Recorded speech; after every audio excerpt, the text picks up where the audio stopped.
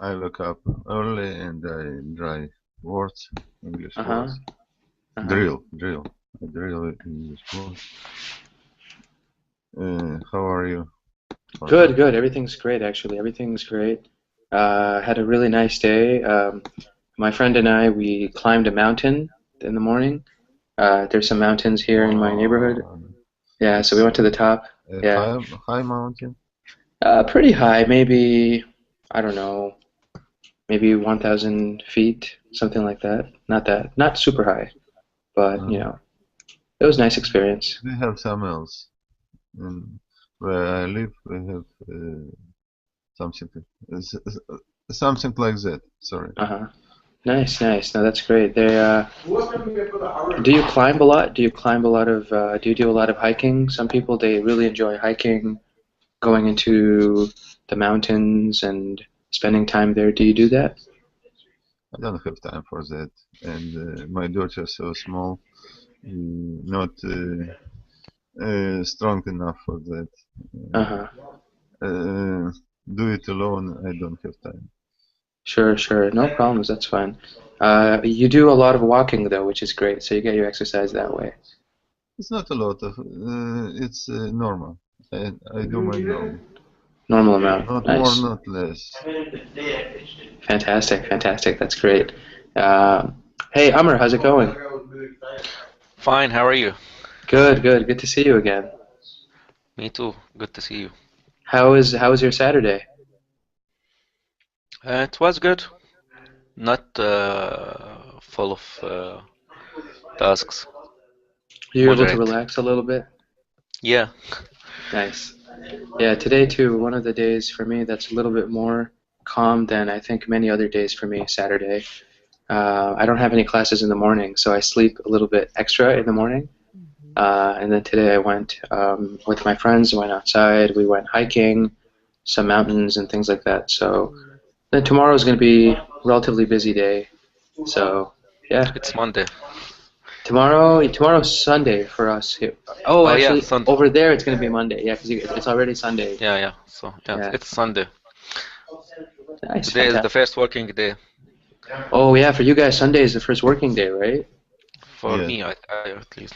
Oh, okay, yeah. Same in Israel, I'm Gregory? working too. Uh-huh. I'm working too. Yeah. So what's the holiday in Israel? Is it Friday, Saturday? Yeah, It's Friday, as Saturday. usual. Wow. But I have extra work, so I have, as usual, I have only one day. Oh, wow. That's crazy. It's But not sad because it's extra money. I need it. sure, sure, absolutely. Extra money never hurts, right? Yeah. Yeah. Great, guys. So we're about 7 minutes past the hour, guys. I think it's safe to get started, at least to introduce what is happening in our class today. So today we're going to be looking at contractions, which are, those grammar constructions in English that we make when we are uh, reducing the size of a phrase to a smaller word, right? So we take two words, when we contract them, we make them into a smaller word. Many, many examples in English. We will review some of those examples, right? And then in the second part of the class, I will take a look to see, we will talk about, excuse me. In the second part of class, we will take a look and see what is happening in terms of the hurricane relief efforts. I should say, instead of hurricane, I should say typhoon, right? The typhoon that struck the Philippines I believe 2 weeks ago. We are going to be learning about the recovery of, from that typhoon, what people are trying to do in order to uh, enable, or in order to not only pick up the pieces from that tragedy, but also what were the mistakes that were made in the aftermath of that hurricane, or of that typhoon. I keep confusing them because in North America, if it's something from the Atlantic Ocean, right? So if a storm of that magnitude begins in the Atlantic Ocean, we call it a hurricane, right? In the Pacific Ocean, we call it a typhoon, right? So in this What is it? example, Magnitude. oh, I'm sorry, Magnitude. We say magnitude. Ah, magnitude. fantastic. Magnitude, right? Magnitude is is the size of something, right? So if we say, for example, of this magnitude, right? Something of this magnitude means something of this size, something of this much strength and power, right? So sometimes people say, we use the word magnitude a lot with natural disasters. When we are talking about earthquakes or typhoons or storms, all those kinds of things, we can use the word magnitude. Hmm. Especially when we talk about earthquakes, actually, there is a measurement system called the Richter scale, right? So they say, for example, it was a magnitude 7 on the Richter scale, right? I believe the Richter scale goes up to 10, right? So if an earthquake has a magnitude of 10, that's extremely severe. Very, very a lot of destruction. 5 is still a very strong hurricane, or a very strong earthquake. Anything between 5 and 10 is a very serious earthquake. So back to the kind of the vocabulary differentiation between hurricanes and typhoons, right? If the storm starts in the Atlantic Ocean, it's a hurricane. If it starts in the Pacific Ocean, it's a typhoon. If it starts in the Indian Ocean, it's called a cyclone, right? So really, it's the same kind of thing. Really, it's the same kind of thing, regardless of what we are calling it, right? So we have a cyclone, we have a hurricane, we have a typhoon. In this example, it's a typhoon because it began in the Indian Ocean and began in the Pacific Ocean, excuse me, and it attacked the Philippines, unfortunately, and many people were killed. So when we look at contractions, guys, right? Contractions. What are some examples of contractions in English, actually? Like, Amr, could you give us an example? Isn't, wouldn't, for Yeah, example. isn't, wouldn't, right? What else? I'd. Didn't. It. Which one is it, Amr? I'd for I had or I would. Uh-huh, fantastic. I'd, right? Yeah, Gregory, what about some other ones? Don't. Don't, uh-huh. What Hadn't. about hadn't, right? Fantastic. So many of these are negative, right? So we see from Gregory that many of them are negative, right? So the hadn't or the don't, right? What about Hmm. doesn't, right? Same thing with doesn't, Hmm. right? Does not, had not, do not, But not right? only negative forms. Yeah, there are tons of different, excuse me, tons of different types, right? I'll, for example, I'll, Yeah, will. I'll, you'll, uh-huh. What about, Let's. yeah, let's, right? What about some of the ones that are like gonna, right? Yeah, no, wanna. Ain't. Gonna, wanna, ain't. Yeah, even though ain't is not proper, right? And then recently I had this class and a student said gotcha, right? Gotcha is I got you, right? So I gotcha, um, thanks, man. I gotcha. For example, we can use when we were talking about capturing something. Like if somebody is being captured or something is being captured, then we use gotcha, right? Like gotcha. Like for example, a police catches a criminal, they can say gotcha, I got you, right? I got you. So that's another kind of funny example. What about, have you guys heard lemmy? Lemmy? Let me. Let me. Yeah, fantastic. So there are tons of different ways, right? I would say in terms of actually forming them into whatever we would like, forming them into the different types that we're looking at, there are a few categories, right? So we have a lot of the no, a lot of the negative ones that we heard, do not, don't, doesn't, right? All those ones. We have let's, we have I'm, we have for are, we have, you're, you are becomes your, right? Now, one of the things that's actually very important, guys, when we use any kind of this, when we use these kinds of contractions, I should say, right, is we need to be very careful about the pronunciation, right? So sometimes we say, for example, "You're my best friend." Okay, let's say somebody says, "You're my best friend," right?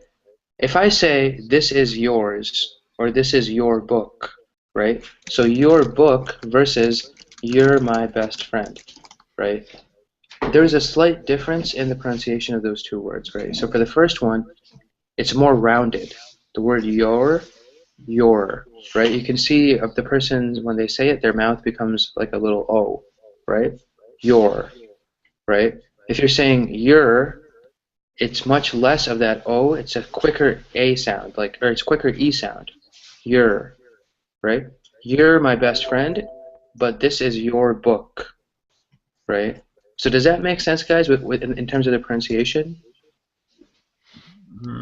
It's difficult. It's very hard. For me, it's very hard. It's small difference.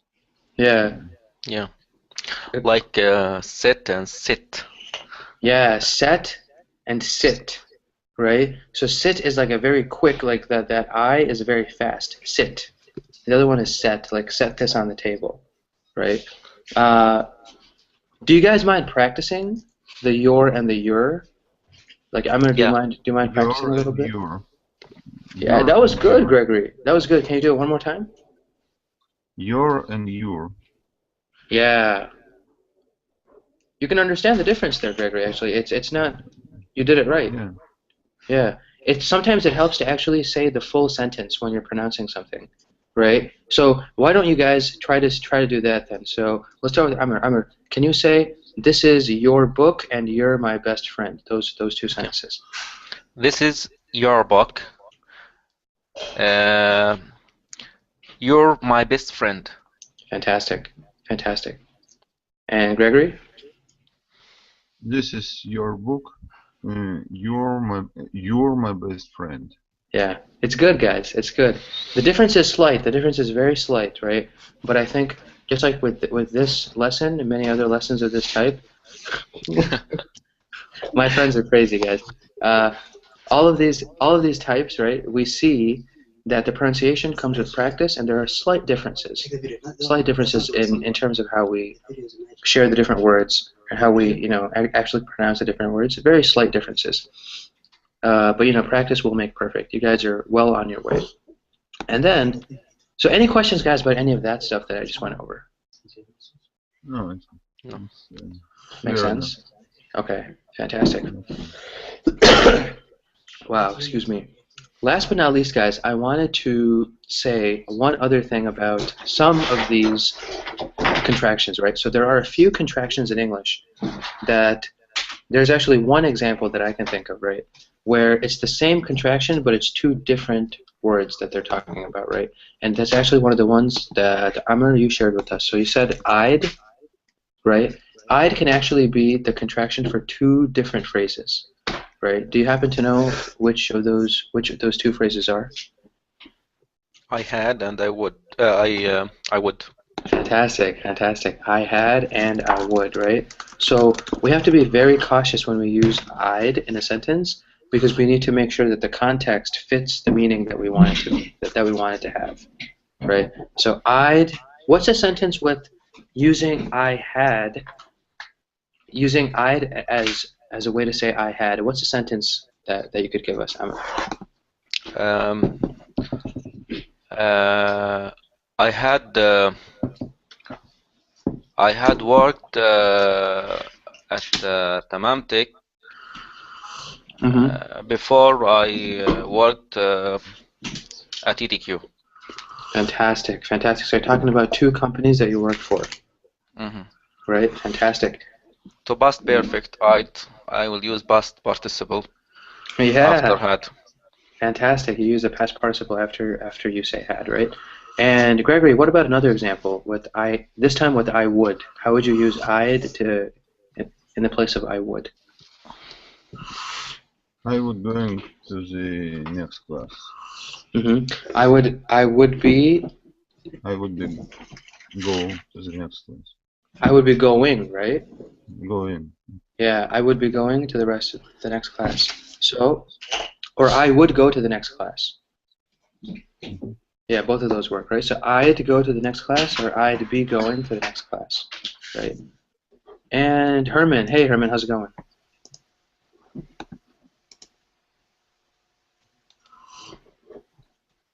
Can you hear us, Herman? I think there might be a connection thing. If you can't hear us, Herman, maybe try to refresh the window. Actually, it might fix the problem. Yeah. Yeah. I did hear you there a little bit. Oh, okay. Yeah, I think he'll be back. Okay, sounds good, guys. So we will reintroduce the topic to Herman when he gets here. Last but not least, guys, right? I wanted to ask you guys, so when it comes to contractions, right, mainly I just want to ask people what kinds of contractions they can think of. Really, you guys gave me a big list, and I went over kind of all the specifics that we see. Any questions on contractions, guys?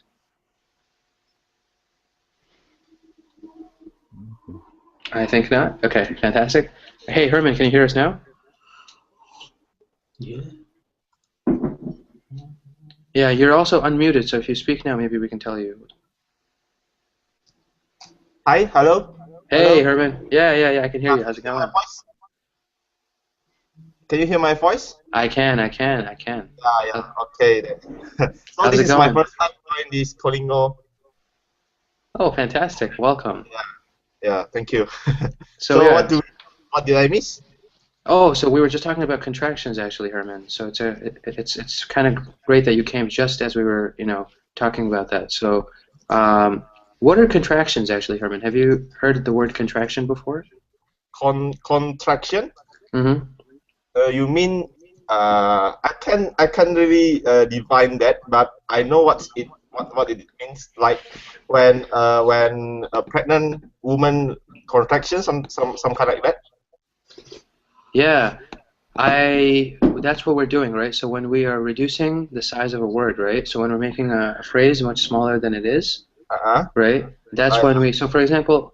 Okay. So you are good. You are kind of reducing some things like that, right? Yeah, you're making something smaller, right? So Okay. that's the main idea. So when it comes to contractions, what are some contractions that we use every day in English, Herman? I right now I don't really know what it is. Sure, that's fine. So I'll give you some examples. Can you just explain it to me Yeah. one or two? Yeah, of course, no worries. So for example, the phrase "you are," right? When we say "you are new to Colingo," right? I could say that you are new to Colingo. There's actually, if you access the button on the left-hand side, there's a Colingo chat extension also, so you'll be able to see what I'm typing over there. So if I say you are new to Colingo, what's another way I could say that? I could say you're new to Colingo, right? So we take the phrase "you are" and we make it into "you're," right? Okay. So these are contractions, yeah. Yeah. Fantastic. What are some other examples then that you can think of? Maybe I can say Farhan. Sorry. I am Herman. Maybe I can short it to I'm Herman, something like that. Yeah, fantastic. Why not? You're introducing yourself, right? So I'm Herman, right? Yeah, that's true. I am Herman, or I'm Herman, right? Fantastic. So those are just two quick ways that we can use contractions. You are, I am, for example, I'm, you're, and then what about for something like do not? What does do not become when we make it to a contraction? You can contract it to don't. Yeah, don't, right? So we use it a ton in English, right? Don't do this, don't smoke, whatever, don't do drugs, we hear our parents telling us this stuff all the time. So, yeah, that's right. Yeah.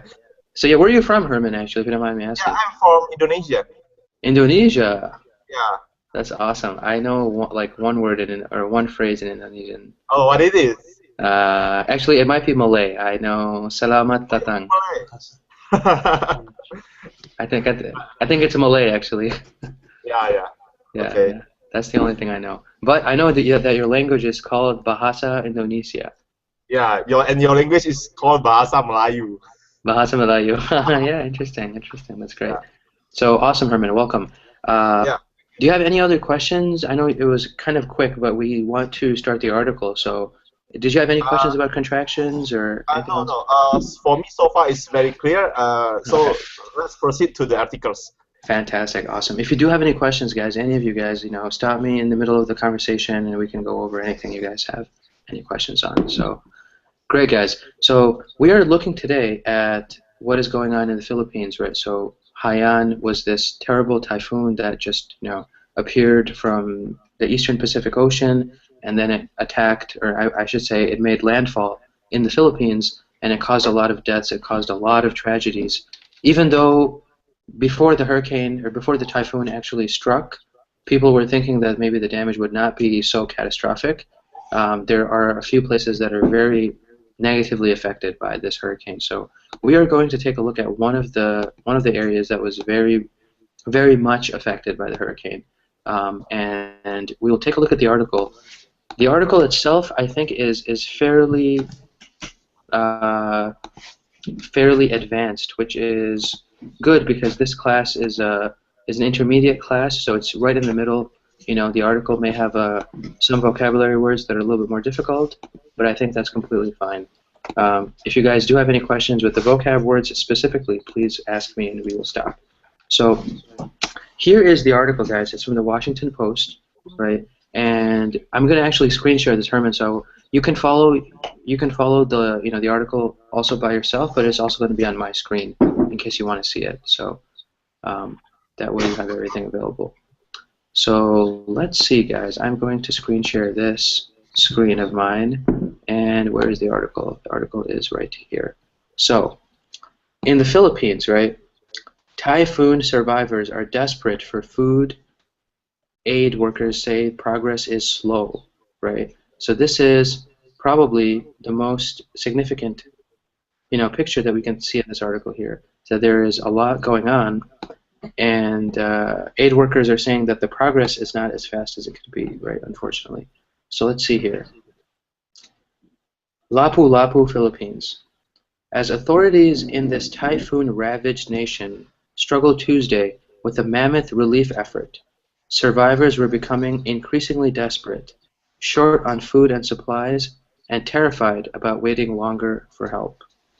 A few residents of hard-hit areas scrawled signs with a simple message: "Help us." Right? Any questions, guys, about these first two paragraphs? Vamos. Mammoth, right? So a mammoth relief effort, right? What do you think that? What do you guys think that means, just from the context? It's Huge. big. Huge. Yeah, Amar, did you say huge? Yes. Yeah, no, actually says the big size or extra giant size, something like that.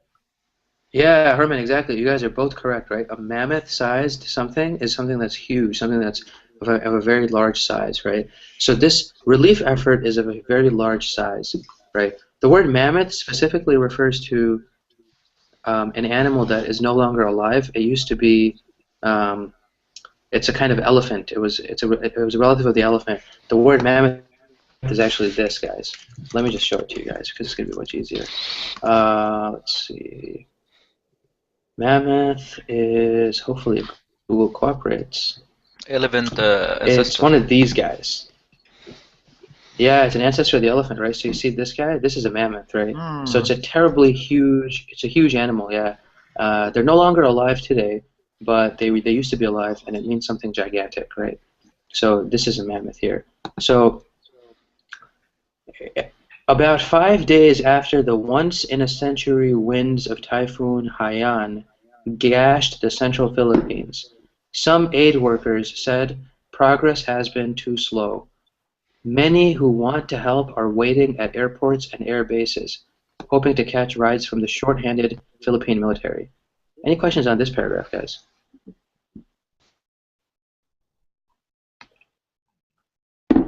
Short-handed. Short-handed, fantastic. I was waiting for one of you guys to ask me about that one. What do you guys think that means? Gregory, I'm going to ask us to first. Let's think about this a little bit. Amir, what do you think it means when we say short-handed military? Leak of or lack of workers. Yeah, exactly, right? A lack of workers is probably the most significant thing that is affecting the military right now, is that they don't have enough hands, right? They're short-handed. There's so much going on in the Philippines right now that the military does not have the ability to send the people that they need to this part of the country, right, to help with the situation. So they need to find more hands, right, because they're short-handed right now. So it's kind of a desperate situation, right? I mean, you see here, this is a foreign, soldier helping this woman, and they don't have enough people. So it's actually really, really, really tough right now. The typhoon directly affected about 10% of the population, officials have said.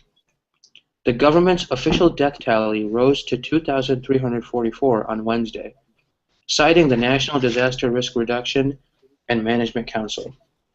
President Benigno Aquino III told CNN that the death toll could be 2,000 or 2,500, the wire service said, considerably lower than the earlier estimates by two officials on the ground that as many as 10,000 may have been killed. Right. So what is this paragraph saying, guys? Why is there a difference between the numbers from between these people? Maybe the people on the land or in the sites of destruction see what the authorities do not see. What authorities do not see. Absolutely, absolutely, Amr. I think that's a great point, right? And why else do you think, for example, right? Is there a benefit in the authorities minimizing the number that they report? Herman? Yep. Do you think there's a benefit there's a benefit in the government saying, oh, we think it was 2,500 or 2,500 killed or maybe 2,000, instead of the government reporting 10,000 like the people on the ground are saying? Is there a benefit to minimizing that number? Yeah. I think in one side it has the benefits to calm down the citizens, because if they think it's already 10,000, they will be panicked or losing their hopes to live, I think. Yeah, it's going to be very difficult, right? I mean, I think the government already is facing a very tough decision. You know, Yeah, go ahead. I'm sorry, Herman. Go ahead. Yeah. No, go ahead. I'm saying that's true. Yeah, you know, they're having so many issues right now. I mean, all these foreigners are there. Nobody knows what's happening. You know, I mean, it's a very crazy situation. So yeah, the government can sometimes, you know, report less than what's actually true just to keep people calm. I think that's absolutely right. At least 2 Americans were among the confirmed dead, according to the State Department. Although more than 30 countries have pledged aid, daunting problems have held up the distribution of goods. Some roads are impassable, and many towns have lost their emergency workers. Right? What do you guys think daunting means? Hard or complex? Yeah, really hard or complex, right? Things that are so difficult to deal with that they pose a constant risk, right? So if you're facing a daunting task, or if you're facing a daunting problem, that's something that's going to take up most of your energy. You know, you have to really focus and dedicate yourself to fixing these kinds of problems, right? It's not just something small. It's actually a very big problem, very hard problem, right? And what do they mean when they say some roads are impassable? Maybe have been cut. Yeah, many roads maybe have been cut, right? Destroyed. Yeah, they've been destroyed, and it's impossible to pass them, right? So impassable, means, you know, like impossible, impassable, right? Not passable, right? So there's no ways, the roads are destroyed, cars can't travel there, nothing can go there. It's a very difficult situation. On Tuesday, some commercial flights to the devastated region were canceled as a much milder tropical storm dumped more rain, right? So some of the commercial flights to the area were also canceled. Let's see here. Let me go down a little bit. It's a pretty long article. Okay, we have a little bit left. In Cebu province, the government is using Mactan Air Base, a former U.S. Air Force facility, as a staging ground for emergency work. But Tuesday, only 2 of the 3 C-130 military transport planes based at the site were operational. The third was awaiting repairs, right? So there's this Air Force base, right, that the government is using to help the people. But on Tuesday, so I think 1 or 2 days before this article was published, only 2 of those 3 planes were actually operational, right? So there are just problems on the ground all the time. I mean, if the third plane was also operational, maybe they could have helped more people. Maybe they could have fixed more, you know, issues, reached more people that were stranded. But no, only 2 of them were operational, right? Why do you guys think this happens sometimes? I mean, should the government have been better prepared, making sure that the airplanes and everything are ready, or is that too much to ask before something like this? What do you guys think? Herman, what do you think? Disaster always comes suddenly, and Yeah, government expect of disaster, but always not ready. And it's so big disaster. yeah, Very exactly, big Gregory, disaster. right? No one expect of this big disaster. But maybe, I mean, don't you think, Gregory, that if they only have three planes, that they should have checked, oh, are all three working? This was good. Yeah, it would be a good idea to have done that, right? But I mean, maybe for some reason it wasn't done. I mean, Herman, what would you do if you were, if things were, if maybe you were in a position of power? Would you try to see if the all three planes were working before the typhoon, or would you not do something like that? Can you Sorry, hear us, Herman? I Um, hear, but I can understand what your question means. sure, sure. I'm saying, let's say you're the person who's responsible for all the relief before the hurricane even arrives, right? Or before the typhoon arrives, right?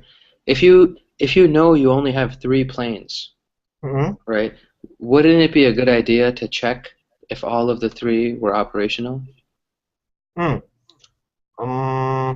What we are going to do right now is to help as many as possible the refugees, right? Mm-hmm. So we don't have any times to check that, and we should go as fast as possible, I think. So checking means slowing down all the help needed by them, and it's not a very good solutions for that.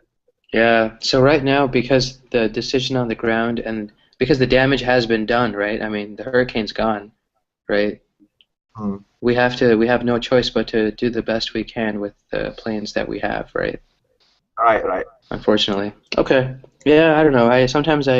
When I read things like this, I feel bad because I feel why didn't the government maybe consider some kind of just check to see if they were all working. But in any case, hundreds of people huddled in a dark waiting room on the base, hoping to board a plane carrying relief supplies. Right. So hundreds of people are huddled. What does huddle mean, guys? Have you guys heard this word before? Mm.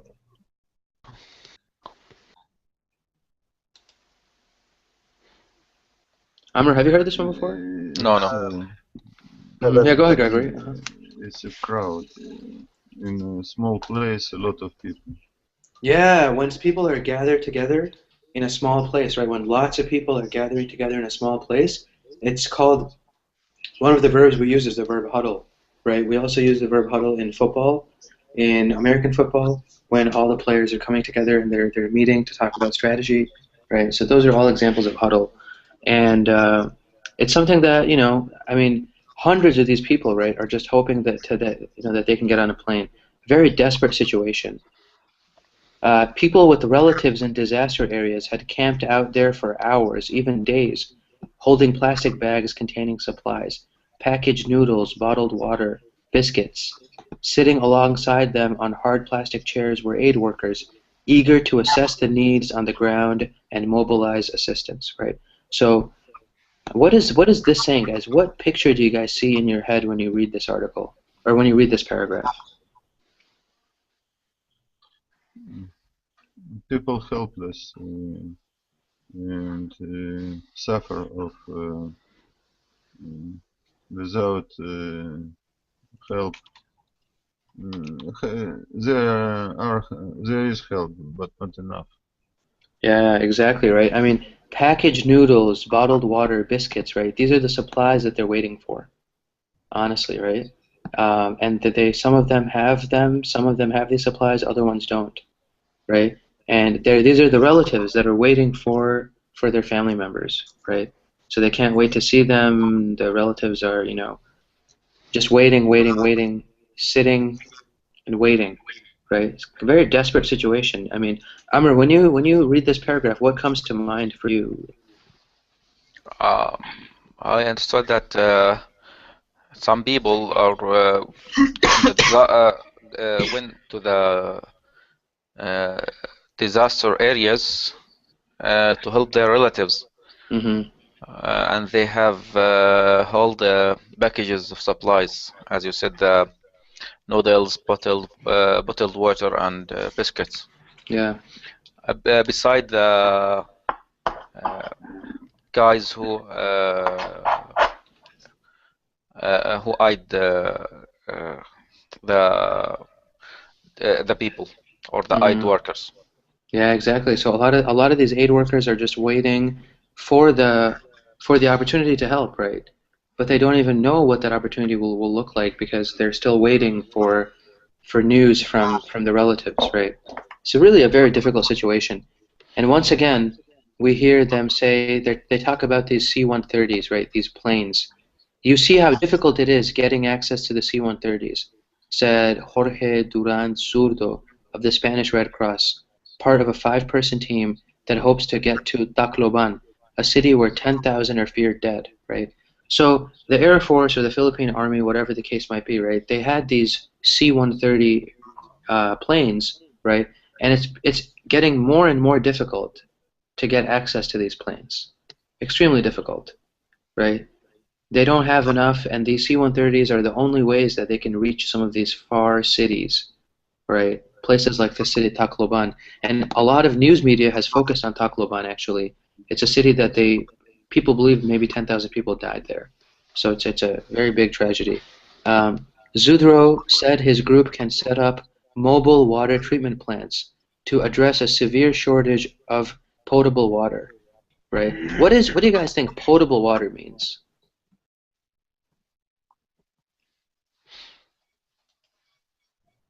Potable, specifically potable, guys, means drinkable water, right? Water that is healthy enough to drink. So the Spanish Red Cross, they can establish these plants, right, that they can move around. They're mobile water treatment plants so that you can turn any kind of water into safe drinking water, right? So they said we can treat dirty and muddy waters, rainwater, polluted wells, rivers, and streams, right? Anything. Any source of water they can change into potable water, right? But they haven't been able to get to Tacloban because of the C-130s, right? There's not enough planes. Where you see how difficult it is getting access to the C-130s, right? It's a very big tragedy. Marine Brigadier General Paul Kennedy, who is leading the U.S. relief mission in the Philippines, said efforts have been hampered because the disaster-hit area has only one adequate airstrip in Tacloban, and it can handle only lighter aircraft. The runway is overrun with piles of relief supplies. For now, planes have been allowed to run only during daylight because of a power outage, right? So at night, there's no help, you know? No planes can get there. This airport in Tacloban is only for lighter aircraft, right? And C-130s, guys, are actually huge. Let me just show you guys a quick picture of a C-130 because it's been mentioned so many times in this article. It's called the C-130 Hercules, right? So it's this larger plane, right? And the Air Force cannot handle, or that small airport in the city of Tacloban cannot handle this kind of plane, right? Seems to be the biggest problem. So, what do you guys think? I mean, I know this is a story about kind of desperation. We're reading a lot about how difficult it is for the people in that city, right? But I mean, what's your reaction? Like Herman, let me start with you. Why do you think these supplies are not reaching the survivors? Why is it taking so long? Maybe because the distributions, yeah, I think, and the infrastructure inside the Philippines itself is not really developed yet, and they are really short on military, like the Article 6, and usually that kind of problem that really what do you call that? That really I mean. No, that's fine, Herman. I can help you out, man. It really hurdles the transportation of all the foods and all the kinds of help stuffs. All those perishable food items, right? So we can say Yeah. perishable food, we can say packaged food, right? For example, they're saying noodles and stuff, right? You can take food in packages and you can send them to different parts of the world, right? Right. Yeah, so that stuff, it just hasn't. I mean, do you think, Herman, that there's a certain level of mismanagement also? Mismanagement. Although the article is doesn't say that, but I believe that it is also have their own difficulties on their management or something like that. But I didn't know what kind of specific management issues they encountered. But I think they will have kind of something like that, because all kind of things suddenly is so sudden, and they will don't have a really good plan to back it up. Yeah, no, absolutely. I agree. I agree 100%, you know. Mismanagement, they don't talk about this. Maybe the government doesn't want to talk about it because it would be embarrassing for the government. But seriously, guys, I believe there's no excuse. If they had only 3 planes in that airport, and one of the 3 has a mechanical problem, they should have fixed that when, you know, 3 weeks ago, a month ago, when the people were saying on the news that we have a big typhoon is coming, a big typhoon is coming. You know, I mean, there's no excuse. You know, now you have 33% less, 1/3 less ability to help out because one of your 3 planes cannot move, right? Maybe it could be it was affected. Maybe it was affected by the typhoon itself, the plane, the broken plane. Yeah, the plane that was broken, right? I don't know. I mean, then bring planes, move them somewhere, bring them back. I mean, you know, it's part of the planning, right? I mean, you only have 3 planes. I mean, you know, it's so difficult, right, to say that now you have to tell your people we only have a small airport, we can't do anything, we're trying, you know. It's a very I think there was some mismanagement, especially because there was so much warning for this hurricane, you know. Like, I keep saying hurricane, guys, excuse me, for this typhoon, right? They were saying 7 days ago, 7 days before it hit the Philippines, they were saying it's coming, it's coming, it's coming. Get ready, get ready. You know? Farhan, Yeah, yeah, yeah. explain to me what is the difference between the typhoon and hurricane, because it sounds the same, right? Yeah. So the difference from what I can understand, Herman, is that just where they originate, right? So for me, if I remember correctly, a typhoon is anything that originates in the Pacific Ocean. It's a typhoon. A cyclone is the same kind of storm in the Indian Ocean. And a hurricane, the one I always say, is the storm that begins in the Atlantic Ocean. All right, all right. So it's the same thing, just 3 different oceans, right? So, but I keep making that mistake because even to me right now, maybe I get confused because it's called Haiyan, so I call it Hurricane Haiyan instead of Typhoon Haiyan, you know. But yeah, really the same idea, really the same idea. So fantastic, great question there, Herman. I really like the fact that people are asking stuff, right? So, I mean, Gregory, what do you think? Do you think there was a degree of mismanagement, or do you feel that really there was so much going on they couldn't plan? Yes, it was mismanagement and government guilty for not doing enough, and magnitude of disaster is so big. It's like war. It's happened in a difficult situation, you know, where it's difficult, so more system not working in this situation. It's happened that government and army must be ready. Yeah, I think so. I mean, Gregory, just me, I've never lived in the Philippines. I've unfortunately never, I mean, fortunately, I should say, I've fortunately never seen a typhoon, right? I've seen other kinds of disasters, but not a typhoon.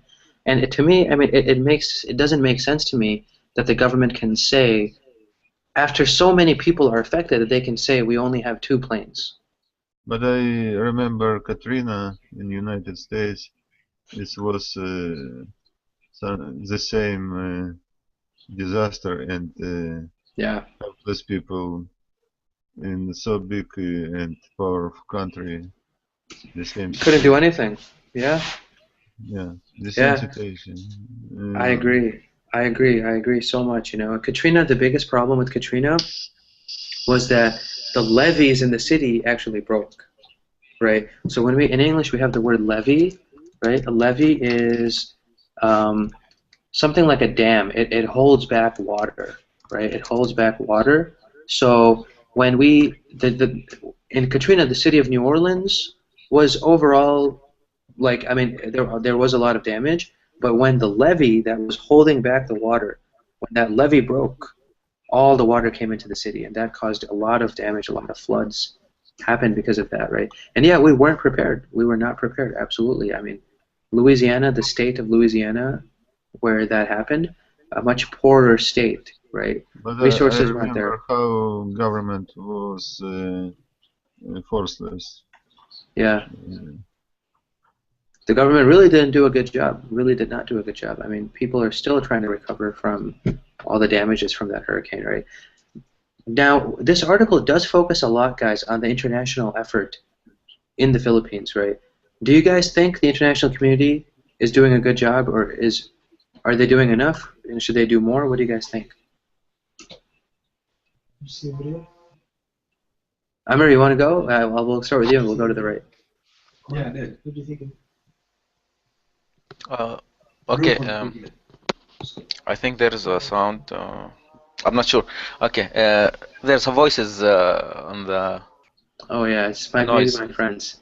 Ah, okay. Sorry about I that. thought Herman is talking, but okay, no problem. I think I did not read about the international efforts to hide the damaged areas, but when the paragraph about the Spanish Red Cross, they have a mobilized water plants, treatment Mm-hmm. plants.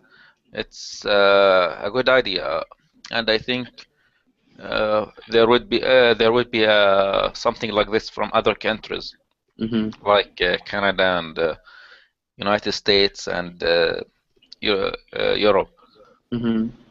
I did not Exactly. read, yeah, but I think the infrastructure uh, in this after the typhoon is not ready or is not helpful or impassable as in the article.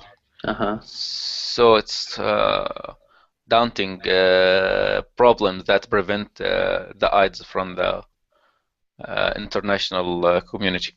Yeah, and I'm actually really glad that you mentioned the different types of water treatment plants, Amr. What do you think? What else is very important immediately after a tragedy like this? So water is very important, right? What else is very important that maybe if we could donate, let's imagine that, let's say Colingo students or something, we donate to this relief, right? Or we help. There are many international organizations, Red Cross, Red Crescent, I mean, every group imaginable, right? They're doing a lot of fundraising for money, but also they're collecting supplies. What other supplies are very important? Gregory, what do you think? Besides water or food, what else is important?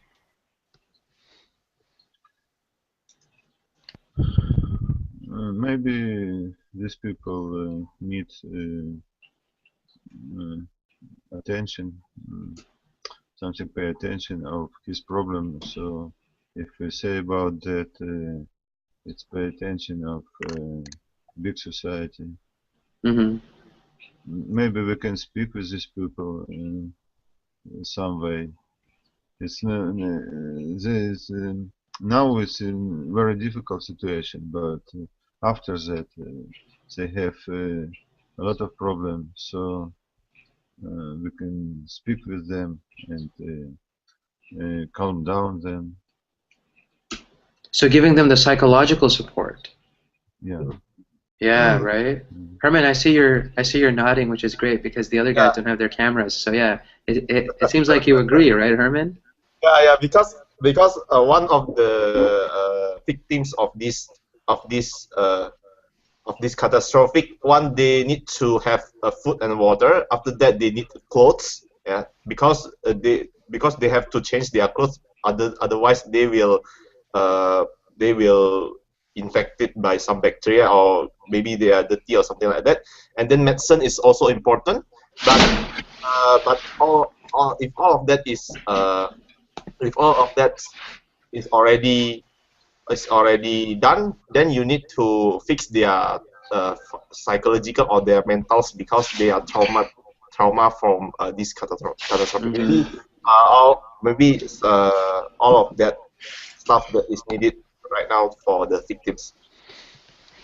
Yeah, you know, we focus so much on the physical necessities, but not on the emotional necessities, right? Yeah, that's right. It's a big problem.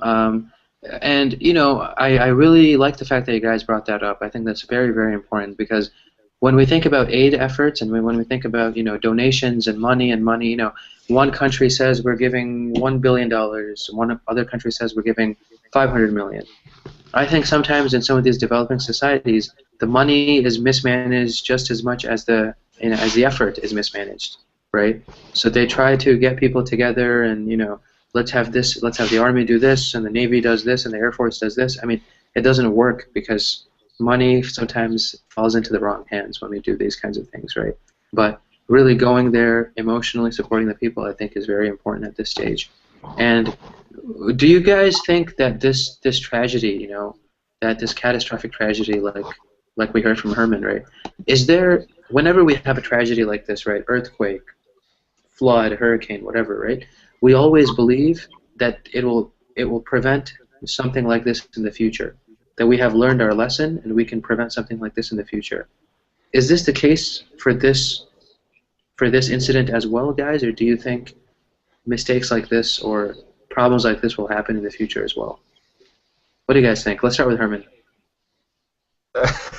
Sorry, you mean what kind of aids can we do best to help when some kind of catastrophic happens in the future? Do you mean? Yeah, specifically, like, have we learned our lesson? Can the lesson from Haiyan help us prevent these kinds of things in the future?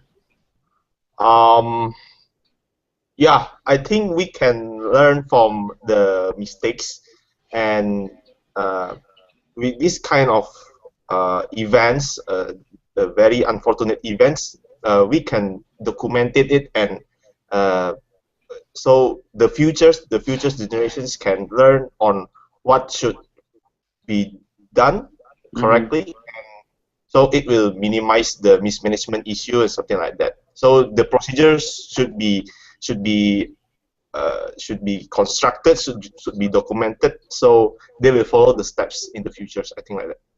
Fantastic, fantastic. You sound like someone who's maybe led a research project or a rescue project before, Herman. Do you have any experience with something like this before, or are you just sharing your ideas?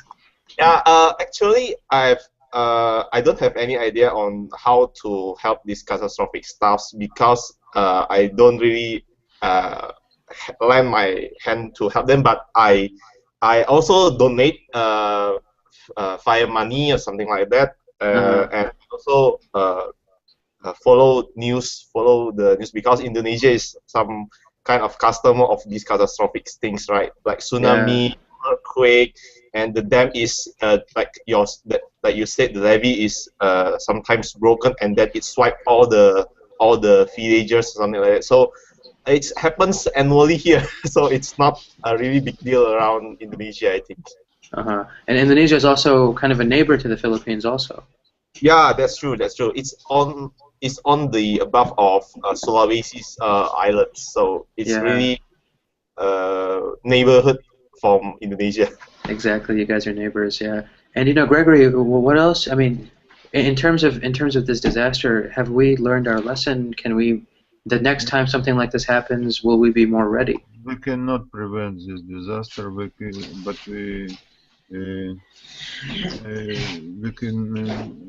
can learn what happened and prepare our forces for this, and that's all. Yeah, to be ready, to be more ready, and learn, teach people what to do in this disaster, and maybe force strong and enough for fight with this situation. Yeah, I agree. I agree. And last but not least, Amr, what do you feel about this issue? Did we I learn our think, lesson? Uh-huh. yeah, we should, beside the bad management, I think we should focus on researches to make vehicles that can reach any area, Hmm. aircrafts that can reach any damaged area, whatever the ground condition is. Um, I think it can be, if we have our researches, we can make vehicles or airplanes that can reach these areas, whether there's a light or on the night or on the day. Hmm. I think this is was a big problem with the Typhoon in Philippines. So I think we should focus on this. Yeah, absolutely, guys. I think you guys have some great ideas.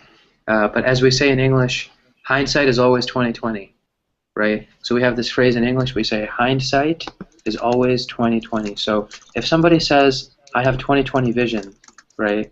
2020 vision is when you have perfect vision, right? You don't need glasses, you're not like me, 2020 vision is you have perfect vision, right? So hindsight is when you are looking, something has already happened and you're looking back on that. Oh man, I wish I did this. Oh man, I wish I did that. Hindsight is always perfect vision, right? Because when something has happened, we always regret about what we could have done. But the hope is that we learned our lesson and we can make the changes in the future so we don't have all these deaths, unfortunately, right? So guys, unfortunately, it's the end of class time. I just wanted to review very quickly. So we had contractions at the beginning of class. We talked about different kinds: I am, does not, do not, gimme, gotcha, lemme, wanna, gonna, right? All those different kinds of contractions that we have in English. Then we looked at this article in which we were talking about the destruction that was caused by Typhoon Haiyan, and we had a great discussion after that as well. So any questions, guys, about anything we looked at, or any vocabulary words that we spoke about, or anything like that? No. Yeah. Hello, Farhan. Yeah, go ahead, Herman. Yeah. Yeah. I just want to ask you about this last message that you have been typed. Hindsight is 2020. What does 2020 means? I don't understand that. What is? 2020. Yeah. 2020 means perfect vision, Herman. Perfect vision. Okay. So if you go Perfect. to if you go to your eye doctor and your eye doctor says, Herman, you have 20/20 vision, that means you don't need glasses, you don't need anything. You can see Okay. perfectly. Okay. So it's a Yeah. term, right? It's a term that we use in English. Yeah, hindsight is 20/20. Okay. Okay. Okay. I think the actual meaning is you see from 20 feet away what the normal person can see from 20 feet away, right? So I think that's the meaning. For example, my vision is really bad. You guys can clearly see I have glasses, right? My vision is, I think it's 20/10. So which means what somebody else sees from 20 feet, I can see from only 10 feet, right? Oh. So my vision far away is very weak. I have to go 10 feet closer to see something that somebody else can see from 20 feet away. So yeah, that's the meaning of that, right? Fantastic questions, guys. I have 2 hours of classes starting now. I have another 2 hours, so you guys are welcome to join. And yeah, thanks again, guys. It was great. Thank you very much. Yeah, thank you, Amr, Herman, and Gregory. Bye. See you guys later. Yeah, Bye. bye-bye.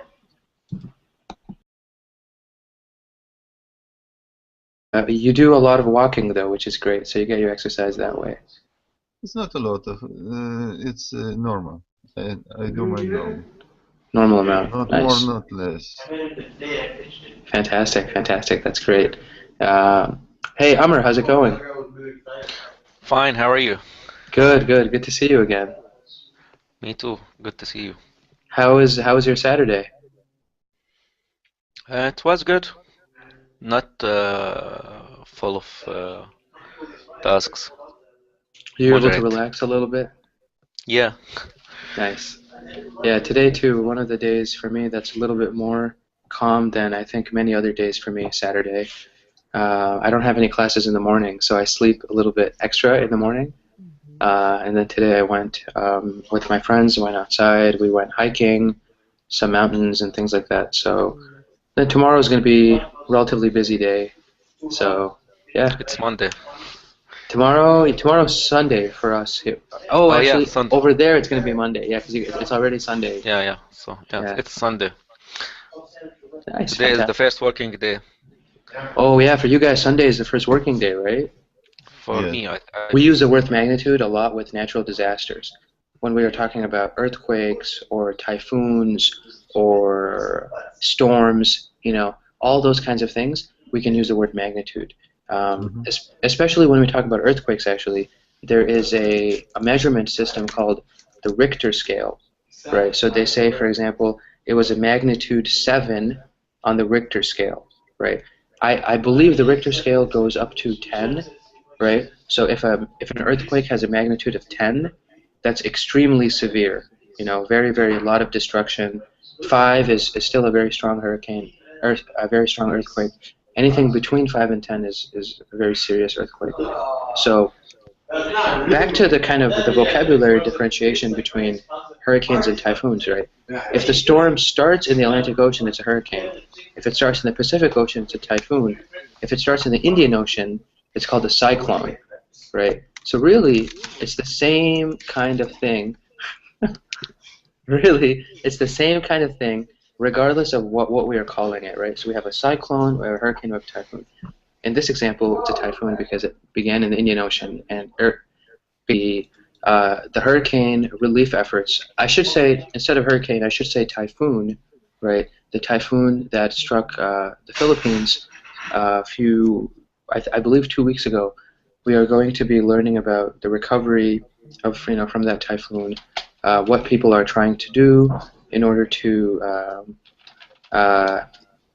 enable, or in order to not only pick up the pieces from that tragedy, but also what were the mistakes that were made in the aftermath of that hurricane, or of that typhoon. I keep confusing them because in North America, if it's something from the Atlantic Ocean, right? So if a storm of that magnitude begins in the Atlantic Ocean, we call it a hurricane, right? In the Pacific Ocean, we call it a typhoon, right? So in this What is it? example, Magnitude. oh, I'm sorry, Magnitude. You say magnitude. Ah, magnitude. fantastic. Magnitude, right? Magnitude is the size of something, right? So if we say, for example, of this magnitude, right? Something of this magnitude means something of this size, something of this much strength and power, right? So sometimes people say, I wake up early and I drive words, English uh-huh, words. uh-huh. Drill. I drill English words. How are you? Good. Everything's great, actually. Everything's great. Had a really nice day. My friend and I, we climbed a mountain in the morning. There's some mountains here in my neighborhood. Yeah, so we went to the top. A Yeah, high mountain. pretty high, maybe, I don't know, maybe 1,000 feet, something like that. Not super high, but, it was a nice experience. We have some else. And where I live, we have something, something like that. Sorry. Uh-huh. Nice. No, that's great. Do you climb a lot? Do you climb a lot of, do you do a lot of hiking? Some people, they really enjoy hiking, going into the mountains and spending time there. Do you do that? I don't have time for that, and my daughter is so small, not strong enough for that. Uh-huh. Uh, do it alone. I don't have time. Sure. No problems. That's fine. Here at least. Oh, okay, yeah. Same in Israel, I'm Gregory? working too. Uh-huh. I'm working too. So what's the holiday in Israel? Is it Friday, Saturday? Yeah, It's Friday, as Saturday. usual. Well, But I have extra work, so I have, as usual, I have only one day. oh, wow. That's crazy. It's But not sad because it's extra money. I need it. sure, absolutely. Extra money never hurts, right? Yeah. Yeah. Great, guys. So We're about 7 minutes past the hour, guys. I think it's safe to get started, at least to introduce what is happening in our class today. So today we're going to be looking at contractions, which are, you know, those grammar constructions in English that we make when we are reducing the size of a phrase to a smaller word, right? So we take two words, when we contract them, we make them into a smaller word. Many examples in English. We will review some of those examples, right? And then in the second part of the class, I will take a look to see, we will talk about, excuse me. In the second part of class, we will take a look and see what is happening in terms of the